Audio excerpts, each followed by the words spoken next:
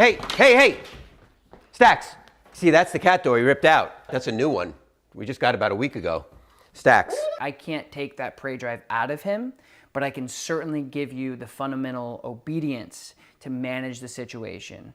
All right, so now you're gonna work on the final, which is the leave it. Leave it. Leave it. Good.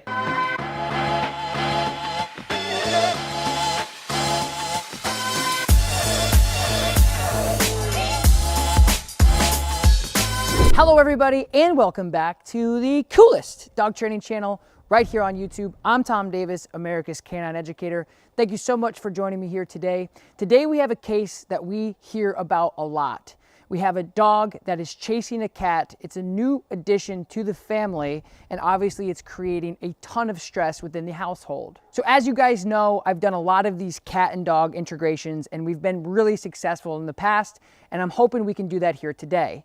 As you know, we don't have a ton of cats running around the Upstate Canine Academy, so we're doing it in-home. We're about to go in and meet the dog and the owners and see what we can do for them.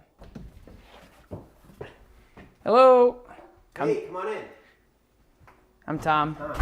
Fred. Nice to meet you. Nice to meet you too. Thanks for coming. Yeah, no problem. All right. We have a challenge here. Yeah, I heard. So let's see what we can do. Let's go have a seat actually, and we'll talk about what's going on. Great, come on in. So we've had Stacks for a couple of weeks. He was in a shelter and he's about a year old. Great dog. We love him. He's been a handful. But when it comes to the cat, because we've had Tony, the cat, for a while now. And how old is Tony? Tony's probably about 7 years old, 8 years old. Oh, so we've had him for a while. He knows the house. He's comfortable in the house. And he pretty much ran the house until we brought Stacks home. Perfect. And it was difficult from the beginning, because of how he just sees Tony as a prey. And no matter what we do, no matter how we interact with the dog, there is just no way Stacks will just feel comfortable around Tony. So what does he do? Does he like chase him? Is he try to hang? He chases him, and he chases him with a lot of vengeance, with this ire that he just wants to. I don't think he would, because he has cornered him a couple of times. Yeah.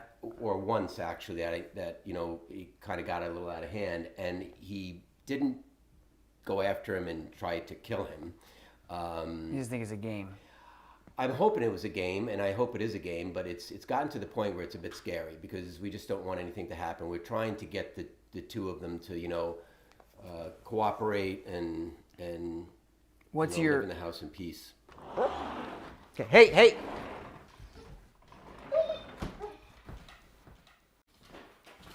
Hey! See, that's the cat door he ripped out. That's a new one. We just got about a week ago. Stacks. So I always like to tell people in the integration process, like in your case, you're bringing in an adult dog to the house. Now, if you have a puppy, this is a little different, because puppies really can't do a lot of damage. They might chase the cat around and it might be cute, but they typically, in experiences like this, they typically grow up like my dogs. They're all 100 pounds or more. Once they grow up with the animal together, then they really just have a playful relationship.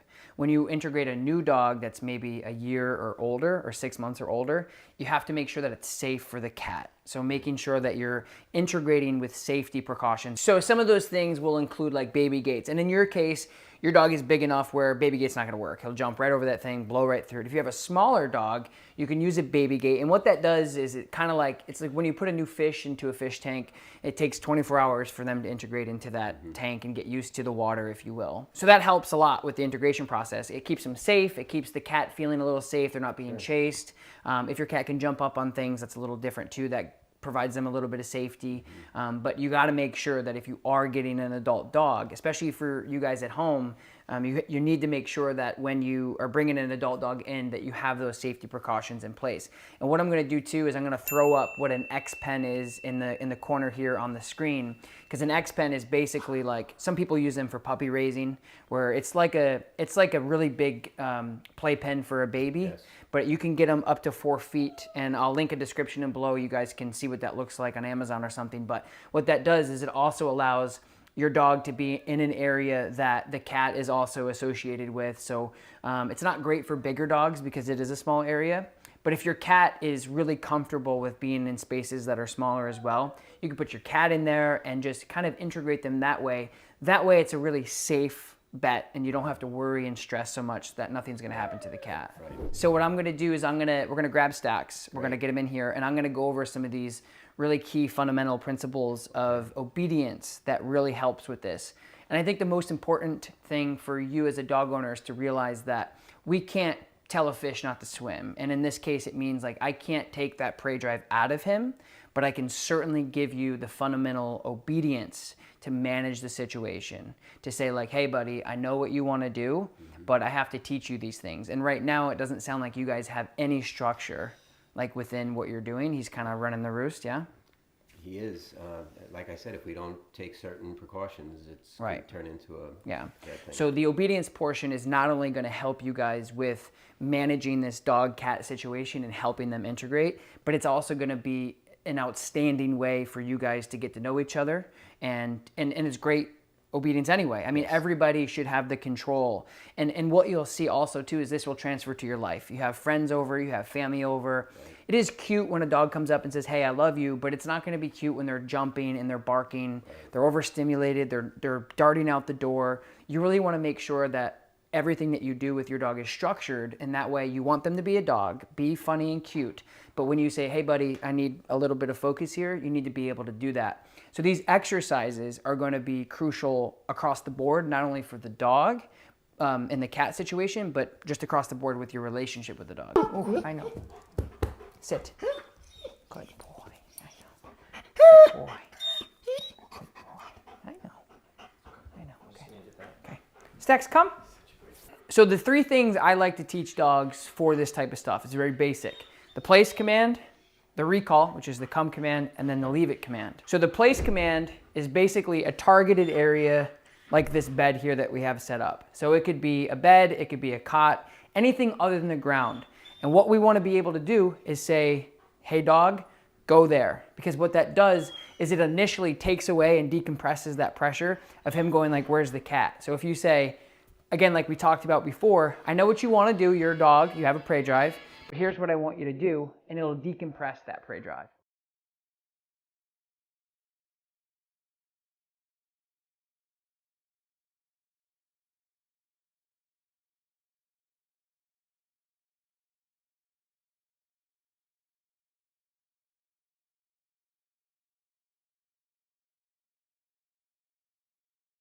So what the recall does is exactly how it sounds. So when he's out searching for the cat and Tony's kind of running away and hiding, you can recall him to you, which will then allow you to also decompress that hunt drive, that prey drive, and basically break the attention of him constantly frantically looking for the cat.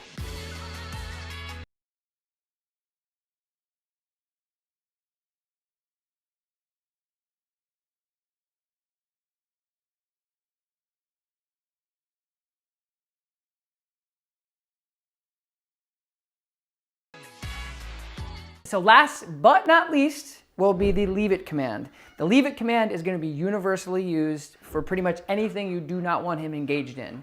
That's going to come at the very end when we bring Tony out. Hopefully we can get him out of his scared place, and we can then say, hey Stacks, leave it, and then for him to disengage off of Tony to redirect his attention. All right, so this is Tony. So we're going to really practice the leave it command.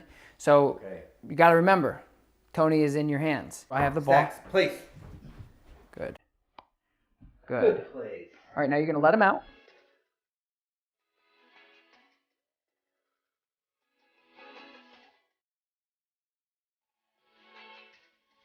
All right, guys, it's time for the final moment where we're actually going to get Tony the cat out. Wait. And we're going to... Do you think he's ready? Yeah, I think he's ready. I think that you guys worked really hard, and I think that... You don't think he's ready?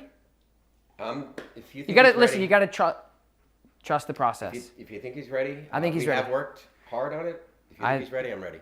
I think he's ready. So as I was saying, we're going to get Tony the cat out, and we're going to try this out for real. Get cut up. Good. All right. So now what you're going to do is now we got the cat out. What I need you to do is you're going to... This is already better. Yeah. You're going to call him backwards, and you're going to tell him the place.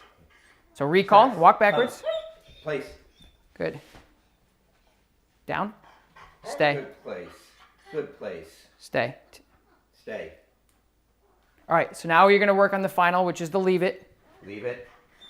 Leave it. Good. All right, Fred, so now you're gonna recall him to you. Stax, come. Good. Now send him to his place. Stax, place. Oh, Good. Stax, place. Good. So now what I want you to do is, Good leave. Stax. Good leave. Leave it. Good boy. Good boy. okay, now Good boy. Christine, why don't you just get up and just walk that way, and he's gonna follow Christine and the cat. Tell him to leave it. Leave it. Good. Let him out a little bit. Let him out a little bit. Break.